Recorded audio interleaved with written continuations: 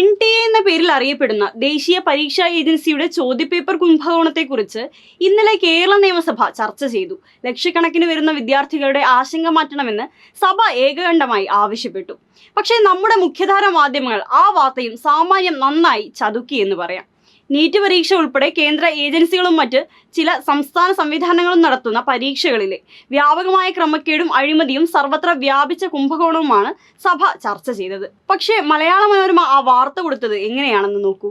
അവരുടെ ആസ്ഥാന രാഷ്ട്രീയ വിശാരദൻ സാക്ഷാൽ സുജിത് നായർ നടുത്തളം കോളത്തിൽ ചോദിക്കുന്നു, നീറ്റാണോ PSC എന്ന്. അതാണോ നായരെ വിഷയം? നോക്കൂ നായരെ, മാതൃഭൂമിയും ഏതാണ്ട് നിങ്ങളെപ്പോലെ തന്നെയാണ് വാർത്ത ചമച്ചതെങ്കിലും അതിനുള്ളിൽ പറയുന്നത് വായിക്കാം. പൊതുപ്രവേശന പരീക്ഷ നടത്താനുള്ള അധികാരം സംസ്ഥാനം തിരിച്ചുപിടിക്കണമെന്ന് മുസ്ലിം ലീഗിലെ MK മുനീർ ആവശ്യപ്പെട്ടിരിക്കുന്നു. ഈ ആവശ്യം പ്രമേയത്തിൽ ഉൾപ്പെടുത്തണമെന്ന് PC വിഷ്ണുനാഥ് ആവശ്യപ്പെട്ടു. ചട്ടം 130 പ്രകാരം M വിജിൻ ഉപക്ഷേപത്തിലൂടെയാണ് ഈ വിഷയം ഉന്നയിച്ചത്. ആ ഉപക്ഷേപം പ്രമേയമാക്കി സഭ ഏകകണ്ഠമായി അംഗീകരിക്കുകയും ചെയ്തു. ഇതിന് മാതൃഭൂമി കൊടുത്ത തലക്കെട്ട്, നീറ്റ് കേന്ദ്ര വിദ്യാഭ്യാസ മന്ത്രിയെ പഴിച്ച് മന്ത്രി ബിന്ദു, സംസ്ഥാനത്തെ പരീക്ഷ തിരിച്ചുവരട്ടെ എന്ന് പ്രതിപക്ഷം എന്നാണ്. ഇതിങ്ങനെയാണോ? അല്ല. കേന്ദ്ര ഏജൻസികൾ നടത്തുന്ന പരീക്ഷകളുമായി ബന്ധപ്പെട്ട കുംഭകോണങ്ങളെക്കുറിച്ച് സഭയുടെ ആശങ്ക ഏകകണ്ഠമായി പങ്കുവെക്കുകയാണ് ചെയ്തത്. അതിനെയാണ് കേവലം മന്ത്രിയുടെ പഴി മാത്രമായി മാതൃഭൂമി ചിത്രീകരിച്ചത്. മനോരമയോ അതുക്കും ഭീകരമായി ചോദിക്കുകയാണ്, നീറ്റാണോ PSC എന്ന്. അതിന് അടിസ്ഥാനം എന്തായിരുന്നു? നിയമസഭയിൽ ആകെ ഉയർന്ന പൊതുവികാരമല്ല, മറിച്ച് കുത്തിത്തിരിപ്പിൽ നിയമബിരുദം നേടിയ സാക്ഷാൽ കുഴൽനാടന് ക്ഷീരമുള്ള അകിടിലും ചോരയാണ് ഇഷ്ടഭോജ്യം. കേരള യൂണിവേഴ്സിറ്റി അസിസ്റ്റന്റ് പരീക്ഷയിൽ 2 പേർ കോപ്പിയടിച്ചത് ഓർമ്മിപ്പിച്ച് PSCയുടെ വിശ്വാസ്യതയെയാണ് കുഴൽനാടൻ ചോദ്യം ചെയ്തത്.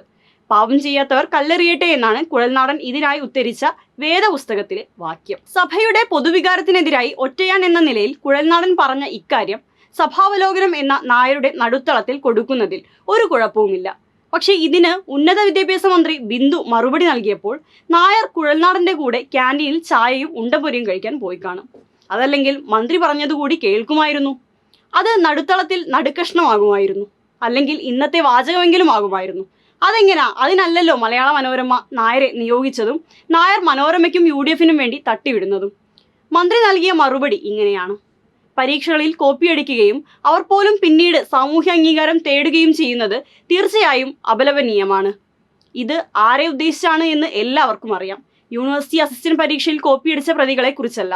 കാരണം അവർ ജയിലിലായിരുന്നു. പിന്നെ ആരെക്കുറിച്ചാവും? പണ്ടൊരാൾ MG യൂണിവേഴ്സിറ്റി നടത്തിയ പ്രീ ഡിഗ്രി പരീക്ഷയിൽ കോപ്പിയടിച്ചു. പ്രതിയെ കൈയോടെ പിടികൂടി. യൂണിവേഴ്സിറ്റി 1.5 വർഷത്തേക്ക് ഡീവാർ ചെയ്തു. അയാൾ പിന്നെ പൊങ്ങുന്നത് കോൺഗ്രസ് നേതാവായാണ്. പിന്നീട് MLA ആയി. സാമൂഹ്യ അംഗീകാരം നേടി. അത് മറ്റാരുമല്ല, ഈ കുഴൽനാടൻ തന്നെ. അപ്പോൾ പാവം ചെയ്യാത്തവർ കല്ലെറിയട്ടെ എന്ന കുഴൽ വചനം ആദ്യം ബാധകമാവുക കുഴൽനാടനാണ്. അതല്ലേ ശരിക്കുമുള്ള നടുത്തളം?